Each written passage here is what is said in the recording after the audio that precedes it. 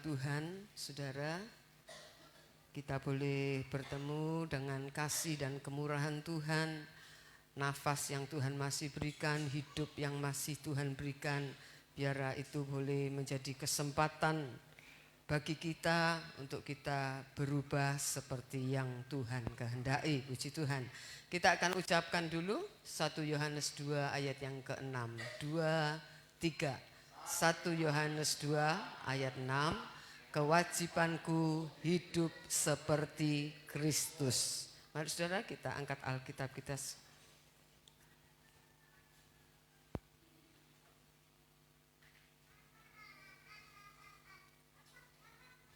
2, 3. Aku percaya Alkitab adalah firman Tuhan. Ketika aku membaca, mendengar, melakukannya, aku pasti berbahagia. Amin. Puji Tuhan.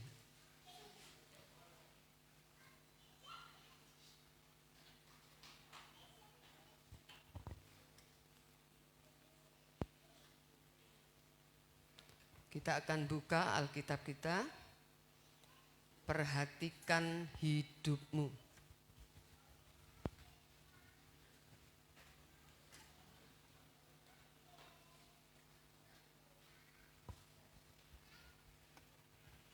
Efesus pasal 5 ayatnya yang ke-15.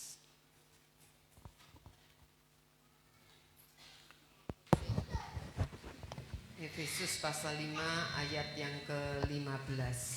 Efesus 5 ayat 15. Karena itu perhatikanlah dengan seksama bagaimana kamu hidup, janganlah seperti orang bebal tetapi seperti orang arif. Karena itu perhatikanlah dengan seksama bagaimana kamu hidup, jangan seperti orang bebal tetapi seperti orang arif. Saudara, kata perhatikanlah itu dalam bahasa aslinya blepo, artinya melihat dengan mata. Ya. Saudara sekarang kan semua melihat dengan mata ya. Ya. Perhatikanlah ya. Jadi melihat dengan mata. Nah, kemudian kalimat yang selanjutnya atau kata selanjutnya, perhatikanlah dengan seksama bagaimana kamu hidup. Kata hidup di situ saudara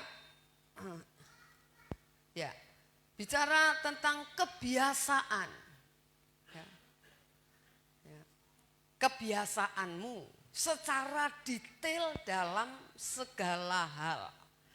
Jadi kita ini, ayat ini berkata, karena itu perhatikanlah dengan seksama bagaimana kamu hidup, jangan seperti orang bebal tetapi seperti orang arif. Saudara, dengan kata lain begini loh, kalau kita hidup maka kita ini harus memperhatikan kebiasaan kita.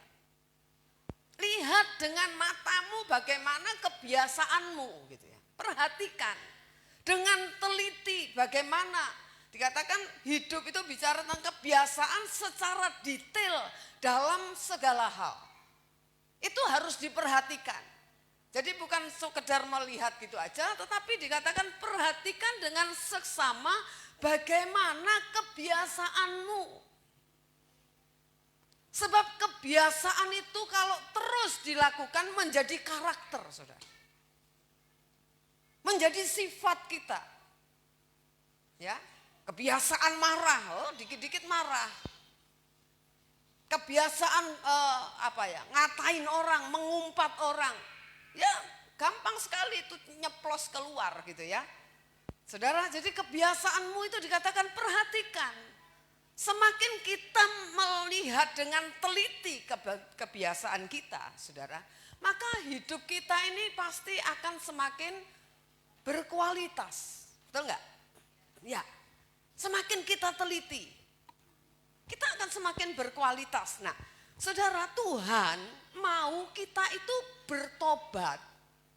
Dalam arti mengalami perubahan cara berpikir.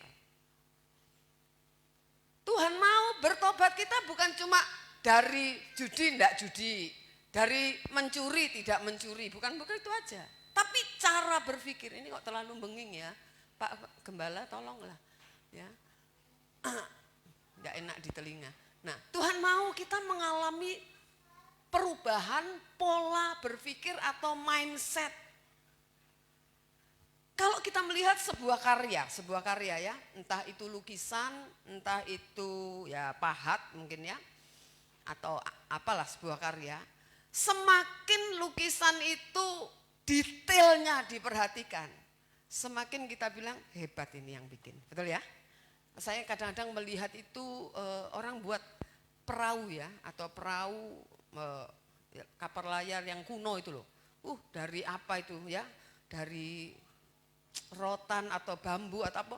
Sampai detailnya itu bisa dia buat gitu loh. Padahal kecil, lah kapalnya sendiri gede gitu. Dibuat tapi semirip mungkin, sedetail mungkin. Kalau saudara lihat orang melukis, ya kalau melukis asal aja gitu ya, gentong gitu aja saya gampang saudara ya toh. Tapi kalau orang melukis sampai andeng-andengnya, apanya, keriputnya sampai detail gitu ya. Kita bilang luar biasa ini pelukis. Nah, saudara demikian juga kehidupan kita. Kalau kita memperhatikan kebiasaan hidup kita, bukan cuma dilihat, bukan cuma diperhatikan, tetapi dikatakan kita harus merubah hal-hal yang tidak benar dalam kehidupan kita. Tujuan memperhatikan, seperti saya pernah katakan kepada saudara, saudara kesini semua apalagi yang cewek-cewek semua pasti lihat cermin. Kalau tidak ada cermin saudara bingung, ya kan? Ya, saudara gambar alis bisa berat sebelah, maksudnya ya satu turun satu naik kan gitu. Nah ketika kita menghadap cermin, melihat cermin, apa yang saudara perhatikan? Kekurangan. Betul ya? Kalau kita merias wajah kita kekurangannya. Kita perhatikan alisnya sama enggak ya tingginya. Tebelnya sama enggak. Kalau saudara pakai bulu matanya sama enggak, nempel semua enggak. Jangan ada yang jengak di sini lemnya enggak nempel. Ya toh? Saudara, jadi kita melihat coba orang enggak pakai cermin sering-sering ada lomba suami istri suruh ngelipeni, ditutup matanya, enggak boleh megang mukanya. Wah lah itu bisa ke hidung, ke pipi ya. Saudara kalau enggak megang mukanya kan pokoknya begini kan enggak tahu saudara. Nah kita melihat cermin tujuannya melihat kekurangan yang ada dalam diri kita. Entah saudara punya pakaian, entah saudara punya riasan wajah, penampilan seutuhnya saudara lihat. Untuk memperbaiki hal-hal yang kurang baik atau yang tidak baik, yang kurang pantas gitu ya. Saudara akan rubah itu. Nah firman Allah juga berkata perhatikan dengan seksama kebiasaanmu. Perhatikan dengan detail, dengan teliti. Supaya apa? Supaya hidupmu makin berkualitas. Dengan kamu melihat kekuranganmu, engkau memperbaikinya, hidupmu pasti semakin berkualitas. Amin. Ya, saudara, jadi ayo kita belajar. Makanya kita disuruh memperhatikan. Kalau saudara enggak ngerti, ya lihat orang yang terdekat kita. Gitu kan? Saya suka tanya sama suami saya, Pak, sama enggak ya alisnya? Gitu ya. Biarpun sudah ngaca, saudara. Ya, karena yang terang sebelah sini tuh kalau sebelah sini gelap itu bingung juga, saudara. Ya kan? Saya tanya, pantas enggak pakai baju ini? Nah, gitu, saudara. Ya, biarpun udah lihat kaca masih tanya. Saudara juga boleh saling bertanya, baik kepada anak, kepada suami, kepada istri, tanya, menurut kamu aku ini gimana? Masih cerewet enggak? Kita sudah tahu misalnya kita cerewet, masih cerewet enggak? Ya lumayan lah, sudah berkurang tapi masih gitu ya, misalnya gitu kan ya. Nah itu yang diperbaiki. Nah saya percaya hidup kita semakin diperbaiki enggak mungkin semakin buruk kan, amin. Semakin indah saudara di pemandangan Tuhan. Nah jadi ayo kita belajar untuk tahu bagian mana hidup kita ini yang salah. Kalau yang benar kita kemudian jadi sombong, merasa diri lebih baik dari orang lain. Lumayan aku lah, daripada dia lumayan aku. Yang harus diperhatikan hal-hal yang tidak tepat. Hal-hal yang kurang bagus. Nah ya, jadi kita melihat, ayo kita belajar. Kita belajar kalau saudara berdoa minta ampun sama Tuhan, jangan global gitu loh. Tuhan sepanjang hari ini tidak tahu aku salah apa di matamu Tuhan, ampuni loh. Saudara sendiri tidak tahu, saudara harus tahu, saya harus tahu. Kalau tidak tahu, saudara merasa sudah diampuni, tidak akan berubah, benar gak? Seperti saya katakan kita berkaca, kalau saudara tidak tahu alismu tinggi sebelah, tidak akan saudara rubah kan? Karena saudara merasa sudah pas, benar gak? Halo, kalau kita merasa pakaian kita sudah pantas, tidak mungkin ganti baju kan? Halo, benar gak? Iya saudara, makanya kita harus belajar untuk tahu bagian mana hidup kita yang salah, yang harus dirubah. Ya. Sebab apa saudara? Kalau nggak tahu Tuhan juga nggak akan rubah saudara. Saudara harus tahu dulu baru saudara bilang, Tuhan ampuni saya. Saya ini kok gampang ya, tersinggung. Ada orang ngomong ya agak-agak gimana sedikit, saya sudah panas ini. Gitu. Ya saudara, ayo kita belajar. Tapi juga jangan biasa nyinggung orang saudara. Mentang-mentang yang saudara singgung tertawa, belum tentu tertawa. Di mulutnya tertawa di sini. Bilang, sialan. Ya kan gitu. Karena dia tidak mau balas, tapi di sini balas saudara. Kurang ajar ini. Ya. Saudara, ayo kita belajar. Jangan kita melukai orang. Ya. Kita juga belajar saudara. Ya, jangan cuma orang lain aja harus jangan melukai saya ini gampang tersinggung loh. Kita juga ya harus, kalau kita tidak mau, kita juga harus belajar, amin. Ya saudara, memang kadang-kadang guruan itu kadang-kadang kebablasan juga ya, benar ya. Ya kita pikir tapi orang kadang-kadang tersinggung berat saudara. Ya saya pun termasuk, saya ini kan suka guyon juga ya. Jadi kadang-kadang kebablasan juga. Ya saya ingat, saudara kita saling mengingatkan, wis stop gitu ya. Ya saudara kita belajar ya. Jadi ayo kita jangan berbuat semau gue. Kemudian secara global kita bilang minta ampun Tuhan tanpa tahu mana dosa yang mana minta ampun itu. Kenapa sih orang seringkali nggak tahu? Jujur, saudara kadang-kadang seharian saudara minta ampun tahu apa yang saudara lakukan? Kalau bukan hal-hal yang mencolok seperti saudara nyuri, saudara nempeleng orang misalnya. Bukan hal-hal gitu, nggak ada semua. Tapi kan kita merasa nggak ada yang salah dalam hidup saya. Gitu kan ya. Nah, ayo kita belajar saudara. Kita belajar, saya pun belajar. Kenapa sih? Karena kita tidak pernah mengevaluasi hidup kita. Kita merasa apa yang kita lakukan mungkin rutinitas itu sudah oke gitu. Kita tidak pernah memperkarakan batin kita ini benar apa enggak. Ya saudara, jadi ayo kita belajar mengevaluasi. Kalau aku gini, itu enggak gampang saudara. Memang kita lebih banyak nyeplos dulu baru mikir, ya toh? Ya kan, apalagi kalau guyon itu kan spontan, masa tak mikir mau ngomongnya enggak mungkin, ya toh? Ya toh? Kalau saudara lihat lawak kan saut-sautannya enggak usah, enteni, oh enggak payu lawak kayak gitu ya toh? Ya, nah, jadi kita belajar, ya enggak apa-apa lah. Oke lah kita bukan enggak apa-apa dalam arti salah enggak apa-apa. Tapi kalau kita belajar, aduh kadang-kadang masih salah juga, keceplosan juga. Ayo kita belajar mengevaluasi, cek. Jangan ngeceki orang terus. Cek diri kita ini loh. Kita ini pintar ngecek orang, betul ya? Orang itu gitu, saudara. Tapi orang ini, nah enggak pernah saudara ya. Kita belajar ngecek diri kita sendiri. Nah, karena apa? Kecerobohan ini yang membuat saudara dan saya tidak akan pernah berubah. Kalau orang merasa diri benar, apa yang mau dirubah? Enggak ada dong. Padahal banyak hal, kalau kita menghadap Tuhan banyak hal enggak benar dalam hidup kita ini. Mungkin bukan perbuatan yang nyata karena saudara duduk manis saja di rumah, enggak kemana-mana.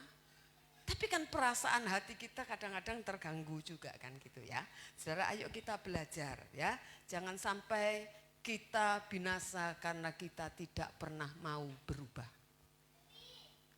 Jangan pakai kalimat aku ya wis ngene, itu dilarang keras. Amin. Yang harus jadi statement kita, aku mau berubah. Amin, saudara. Kalau aku ya wis ngene itu namanya orang enggak mau berubah, saudara ya. Ayo kita lihat 1 Petrus 1 ayat 15 dan 16. 1 Petrus 1 ayat 15 dan 16.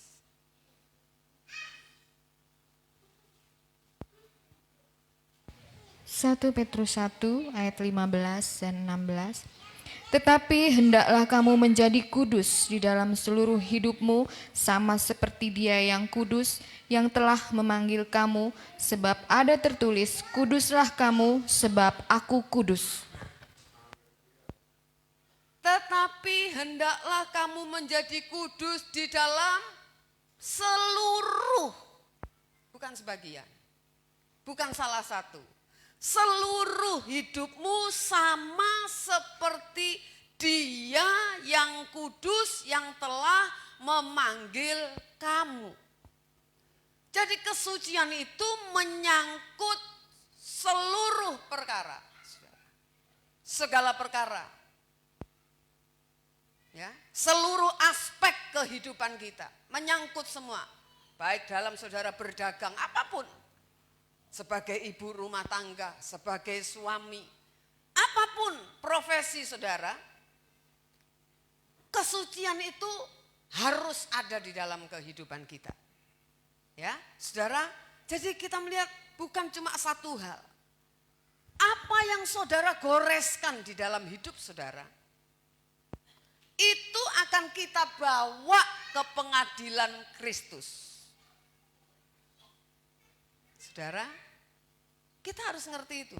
Seluruh kehidupan kita, keberadaan kita, kita akan bawa ke pengadilan Kristus. Sebab itu, saudara, kita harus mengerti Tuhan suka memberikan momentum-momentum atau saat-saat berharga yang tidak akan terulang kembali.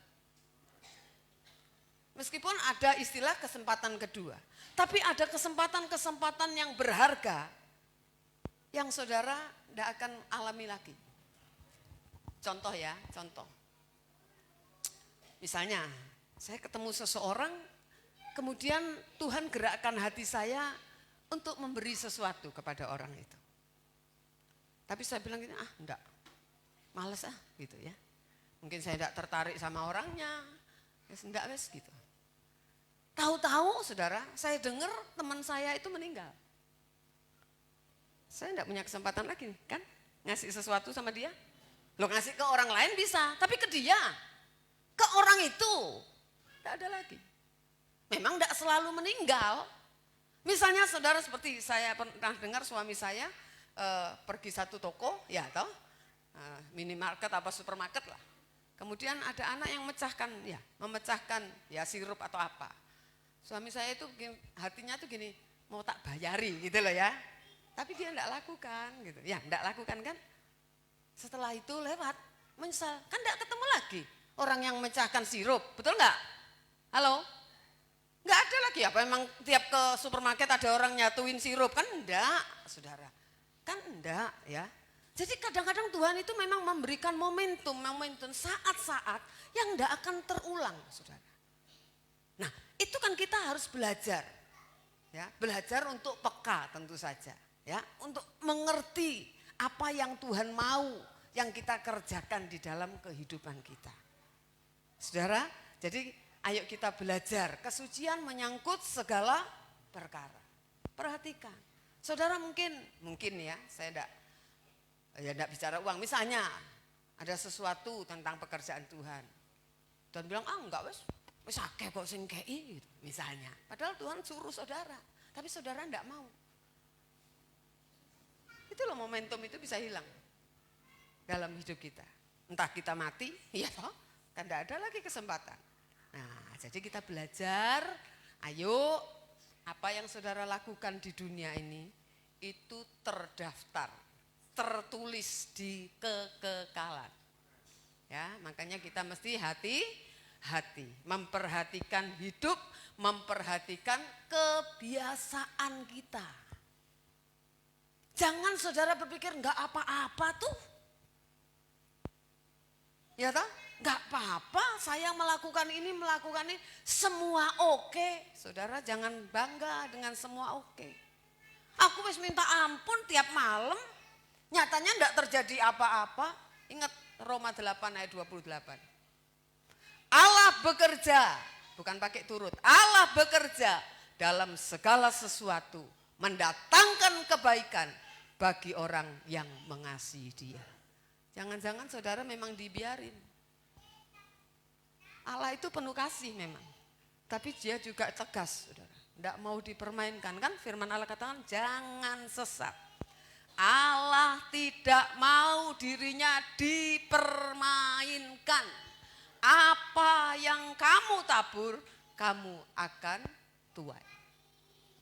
Jadi jangan hanya menggembar-gemborkan Allah itu kasih, maha pengampun, maha penyayang, tanpa saudara berpikir bahwa Allah itu juga disiplin.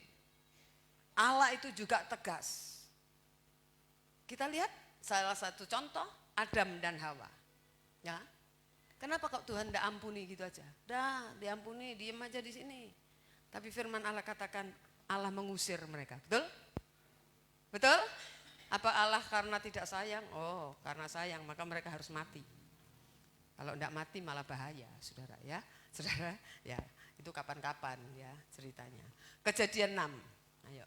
Kejadian pasal 6, ayat yang ke-13 sampai 16. Kejadian 6 ayat 13 sampai 16.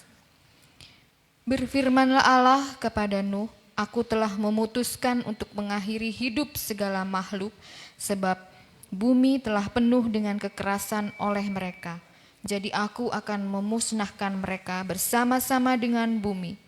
Buatlah bagimu sebuah bahtera dari kayu gofir. Bahtera itu harus kau buat berpetak-petak dan harus kau tutup dengan pakal dari luar dan dari dalam. Beginilah engkau harus membuat bahtera itu, 300 hasta panjangnya, 50 hasta lebarnya, dan 30 hasta tingginya. Buatlah atap pada bahtera itu, dan selesaikanlah bahtera itu sampai sehasta dari atas, dan pasanglah pintunya pada lambungnya. Buatlah bahtera itu bertingkat bawah, tengah, dan atas. Saudara perhatikan, perintah Allah kepada Nuh sangat detail. Sangat detail. Tuhan berkata, kayunya harus kayu gofir. Harus dibuat berpetak-petak. Kemudian apa lagi? Ditutup pakal. Bilang saput ter mungkin ya kalau sekarang. Luar dalam. Ya, kalau sekarang jempol katanya. Ya toh? Nah, supaya tidak bocor, saudara. Panjangnya 300 hasta, lebarnya 50 hasta, tingginya 30 hasta. Dibuat 3 tingkat. Itu detail, saudara. Kalau saudara lihat juga Musa disuruh membuat kemah suci. Detail enggak? Detail enggak? Detail, saudara. Allah kita itu teliti, saudara. Makanya kita enggak boleh ceroboh, kita juga harus teliti dengan kehidupan kita ini loh. Nah, kita melihat, saudara, semua, kalau pikir, no enggak, harus gini, kalau saudara lihat, zaman itu enggak seperti zaman sekarang. Ada alat-alat berat yang bisa bantu, ya kan? Enggak, mereka cuma sekeluarga yang bekerja. Nuh dengan 3 anak lakinya, 3 anak perempuannya ya mungkin bagian masak atau bagian ngangkat ini itu. 300 hasta itu panjang, saudara. Hampir 150 meter ya. 150 meter. Ferry itu enggak ada 150 meter ya. Enggak ada, saudara. Itu semua pakai alat sederhana. Tapi no enggak begini. Kok yang enggak Tuhan ini nek nyuruh ya gitu misalnya. Apalagi nyuruhnya enggak di pinggir laut lagi, di daratan lagi bikinnya kapal itu. Sampai dia dicemooh banyak orang. Tapi enggak. Coba kita melihat ayat yang ke-22, Saudara. Kejadian 6 ayat 22. Kejadian 6 ayat 22. Lalu Nuh melakukan semuanya itu tepat seperti yang diperintahkan Allah kepadanya. Demikianlah dilakukannya. Dikatakan Nuh melakukan semuanya itu tepat seperti yang diperintahkan Allah kepadanya, demikianlah dilakukannya.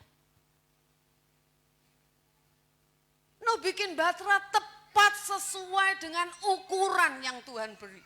Sesuai dengan pola yang Tuhan beri. Sesuai dengan patron yang Allah beri. Tidak semaunya sendiri, Saudara.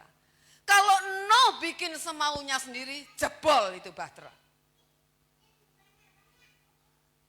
Ya, jebol Bahtera itu, Saudara. Bayangin muat binatang, bermacam-macam binatang, ada yang 7 pasang, ada yang sepasang. Semua masuk ke dalam Bahtera, orangnya cuma 8. Tapi gajah itu aja sudah, sepasang itu sudah berat banget, Saudara. Ya toh? Saudara, orang tidak gajah aja mati, baru 1 kaki aja mati, Saudara.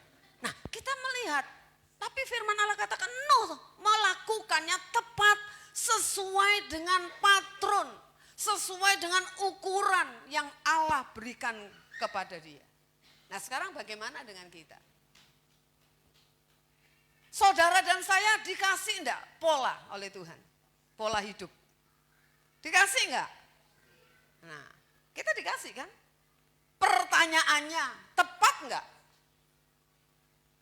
Kita bilang jauh masih sama tepat.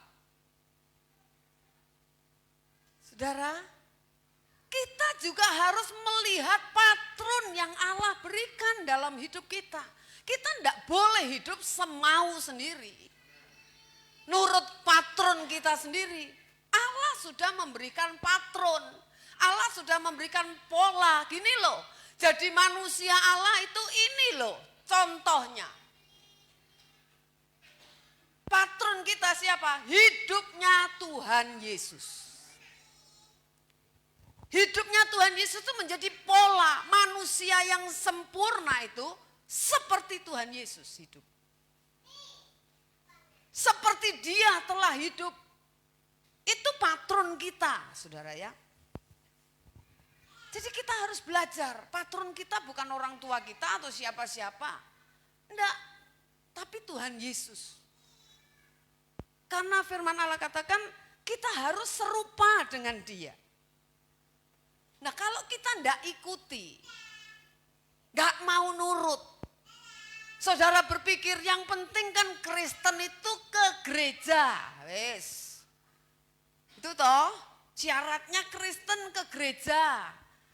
Punya Alkitab, disuruh angkat Alkitab, ya diangkat Alkitabnya. Bahkan ke gereja sudah disuruh bawa Alkitab aja enggak bawa Alkitab. Itu loh hal yang kecil aja kita enggak bisa nurut. Halo?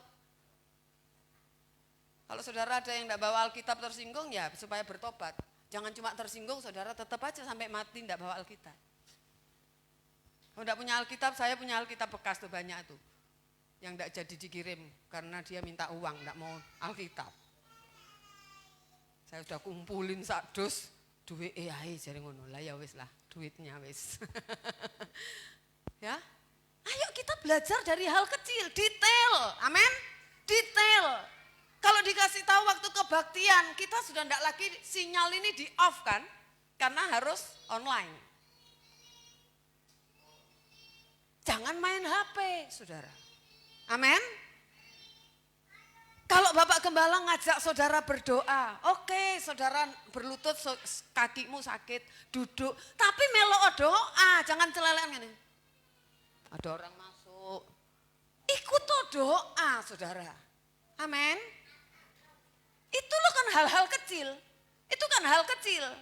Perhatikan kebiasaanmu. Amin. Orang lain aja berdoa, saudara berdoa. Kita ini makanya seringkali kita lupa. Ada Tuhan. Halo? Ya begini, Bapak Gembala kan enggak lihat, merem. Ketutupan kursi lagi, ya toh? Saudara lupa kan? Ada siapa yang lihat? Ayo hargai itu, belajar, apalagi pelayan saudara. Ya, ayo. Itu hal-hal yang kecil, kalau saudara enggak bisa, aduh apalagi hal yang besar. Saya pernah katakan kalau saudara memberi untuk taat hal yang kecil aja enggak bisa, mana mau bisa taat hal yang besar. Omong kosong saudara. Benar kan? Anak dikasih PR 1 aja enggak jawab, 10 ya enggak dijawab semua, 1 aja enggak jawab. Ayo kita, kalau kita enggak nurut, kita pasti jatuh saudara. Jatuh kita. Entah dalam hal apa. Ya, kita pasti jatuh. Saudara lihat aja, tokoh-tokoh yang enggak nurut dengan apa yang kata Tuhan, jatuh enggak hidupnya? Jatuh. Kalau itu diteruskan, gak sesuai kita dengan apa yang Tuhan mau, saudara pasti ditolak. Jadi jangan cuma bangga kita ke gereja rajin, enggak. Bukan berarti juga aku yang enggak ke gereja rajin seperti yang penting lah nurut. Nah, itu juga enggak nurut, namanya enggak ke gereja itu juga enggak nurut, saudara. Ya kan? Jangan berpikir gitu, yang penting aku kan nurut. Enggak. Coba anak sekolah, ya aku enggak sekolah mas, yang penting aku kan garap buku ini. Ya, naik kelas, enggak naik. Ya kalau sekarang memang online, tapi kalau enggak online, ya enggak usah sekolah, belajar aja sendiri di rumah. Naik-naik sendiri, papanya yang kasih rapot. Saudara, ayolah belajar dari hal yang kecil. Ayo perhatikan hidupmu. Saudara tidak akan berubah kalau saudara tidak mau berubah.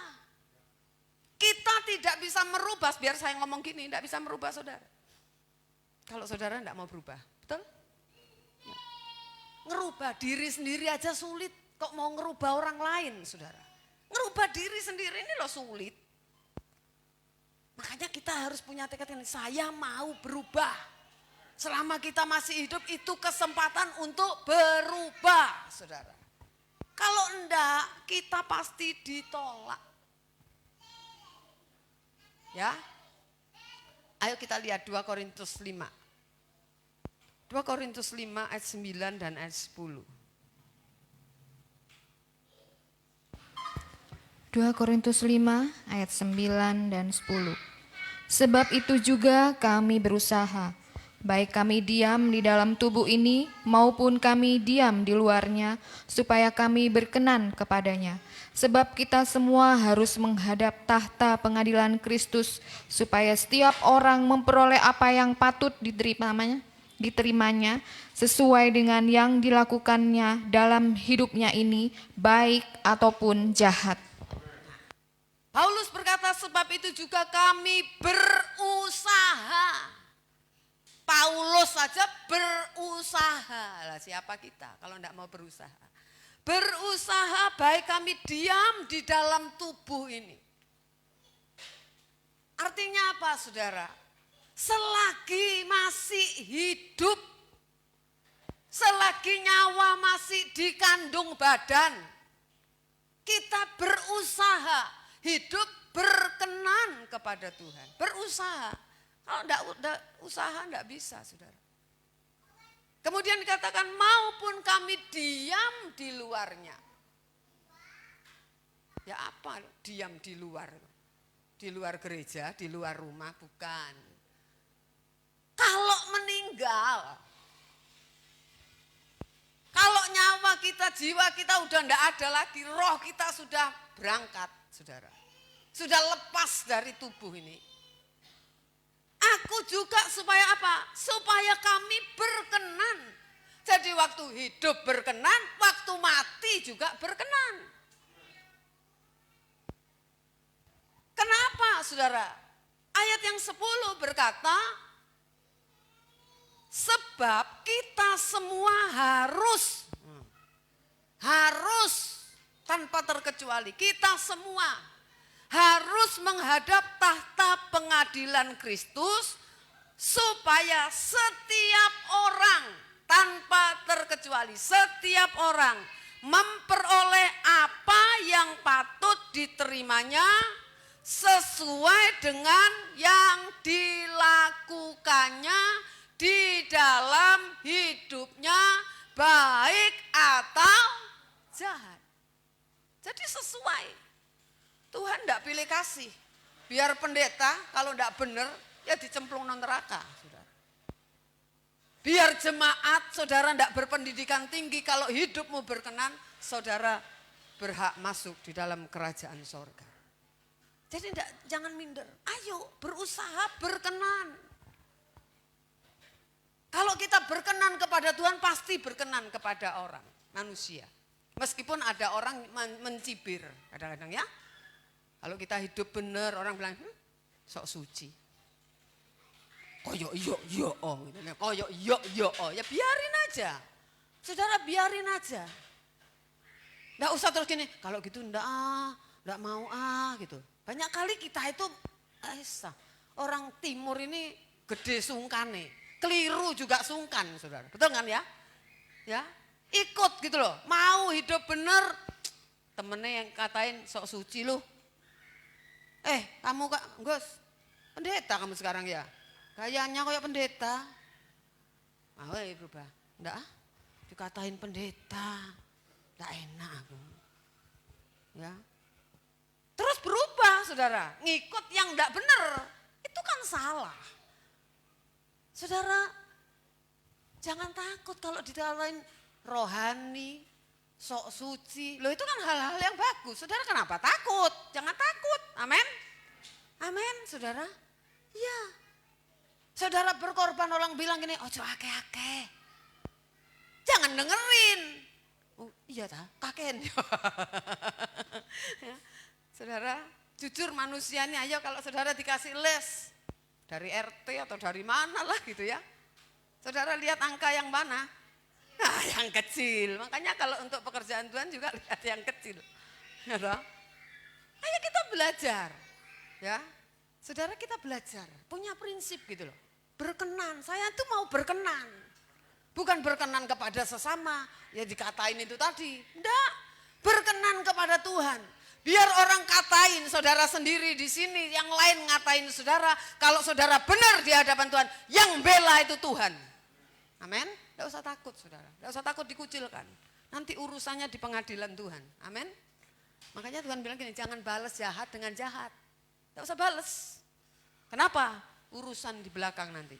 Amin. Tidak usah takut saudara. Kalau Tuhan yang bela saudara, siapa lawan kita katanya. Amin. Ya saudara, jadi ayo kita belajar ya, mengikuti pola yang Tuhan ajarkan. Hidupnya Tuhan Yesus, supaya kita enggak jatuh, supaya kita enggak ditolak. Ayo kita belajar hidup berkenan. Ayo kita meneliti setiap langkah hidup kita. Bukan berarti kalau kita teliti kemudian enggak bisa kepleset, enggak bisa kesandung, bisa. Contoh ya sudah, enggak nyinggung siapa-siapa, itu gambar alis itu aja loh. Saya lihat artis-artis itu kalau tampil di TV, itu saya mau tanya, yang gambar alisnya itu orang yang profesional enggak? Atau yang ahli enggak? Hah? Ahli ya, tapi saya lihat juga masih ada yang miring itu alis, ada yang tinggi sebelah. Dengan kata lain kita masih bisa, tapi kan kita berusaha, amin? Amin saudara, kita berusaha, katakanlah kalau anak ulangan berusaha dapat nilai 100. Tapi kan kadang enggak dapat 100 juga kan, ada yang salah juga kan. Halo, tapi jangan sengaja salah, itu jahat saudara. Kalau sengaja salah, jahat. Ayo kita belajar, berusaha berkenan. Jangan puas menjadi orang baik. Oh sorry. Saya ini kelewat ya. Kakek ngomong saudara. Saya lewati aja ya. Nah ini saudara. Matius 5:48. Ayat yang sering kita dengar. Matius 5:48. Matius 5 ayat 48. Ya. Karena itu haruslah kamu sempurna, sama seperti Bapamu yang di surga adalah sempurna. Kenapa kok enggak gini ya? Karena itu haruslah kamu sempurna seperti aku. Ini saya ngomongkan Tuhan Yesus ya.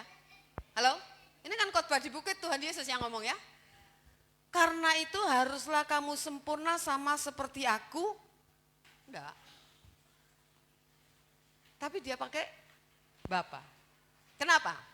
Saya yang bisa jawab?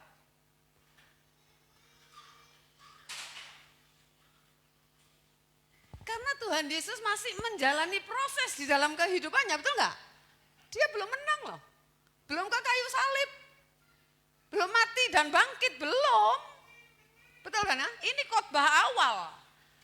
Dengan kata lain, jadilah sempurna seperti Bapa, seperti aku juga mau sempurna seperti Bapa. Maka kamu juga harus sempurna seperti Bapa. Amin.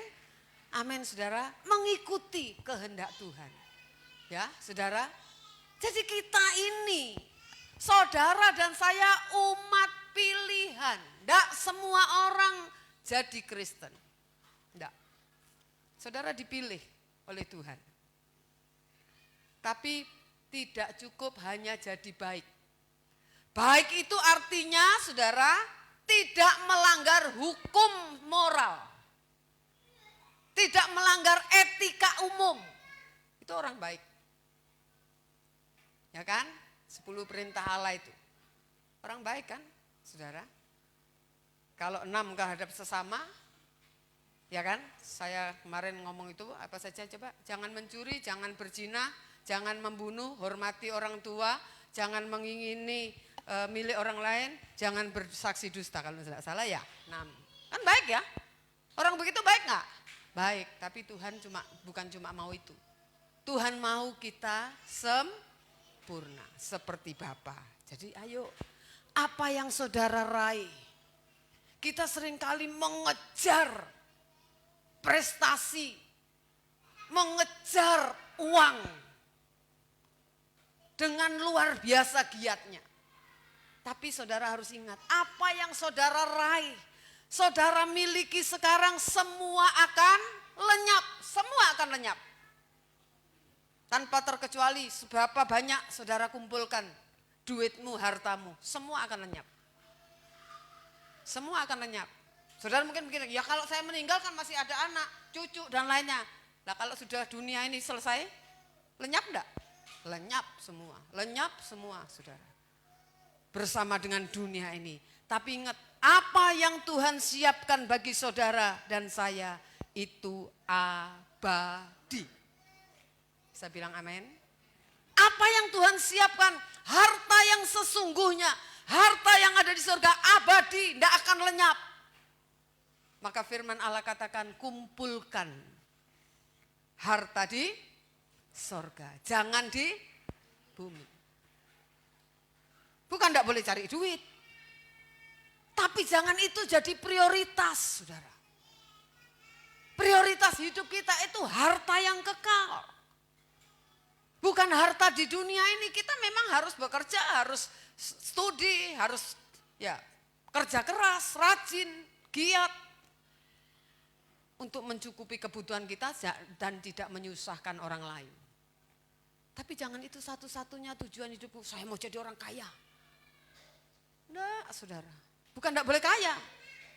Tapi saudara pernah enggak berpikir, saya mau jadi orang yang berkenan kepada Tuhan. Pernah enggak mikir gitu? Atau gelinding aja gini, ya pokoknya mengalir aja lah, apa jari nih, oh bukan saudara. Tuhan tidak men-setting kita untuk seperti itu. Tapi Tuhan mau mengerjakan kehidupan kita. Memberikan peluang kepada hidup kita, mana yang saudara kejar. Saudara pikir, sebentar pulang pikir, yang saudara kejar yang akan lenyap atau yang abadi. Itu pikir. Saudara, kita mesti jaga hidup ini. Amin. Amin. Tidak ada yang bisa nolong kita kalau saudara sudah menghadap Tuhan. Tidak ada. Biar sak gereja sembahyang tidak akan memindahkan saudara dari suasana neraka ke suasana surga. Tidak akan. Biar doa puasa tidak akan. Selagi saudara hidup, ayo kita mengkoreksi diri kita. Tidak usah koreksi orang lain, koreksi diri kita. Tuhan, mana dari daerah hidupku, aspek hidupku ini yang masih sangat tidak berkenan. Aku mau berubah Tuhan. Amin saudara, aku mau berubah. Kalau kita ngomongnya nyelekit, ya belajar. Belajar saudara, meskipun mungkin masih keceplosan. Tapi minimal ada perubahan, amin. Ada progresif, proses harus progresif. Harus terus bertumbuh. Jangan jalan di tempat, jangan jadi Kristen jalan di tempat. Dari dulu sampai sekarang tetap gitu aja. Statis, flat, enggak ada apa-apanya. Atau mungkin malah melorot saudara. Saudara yang tahu kan? Tanya, kalau enggak tahu tanya sama Tuhan. Lihat hidupku Tuhan. Jangan kita diperbudak dengan segala sesuatu yang fana. Tapi biarlah kita mengejar apa yang Tuhan siapkan. Tuhan berkata, aku pergi untuk apa? Menyediakan tempat. Nah saudara ini udah ditunggu. Tuhan itu kan enggak mau berarti. Kalau kita binasa kita masuk neraka. Enggak mau. Tuhan enggak bilang gini, aku naik ke surga ya sakarepmu. Oh enggak. Sakarepmu mau masuk mana enggak. Tuhan sayang kita semua, makanya Dia menunggu kita untuk sampai di dalam kerajaan sorga. Tuhan memberkati kita. Haleluya.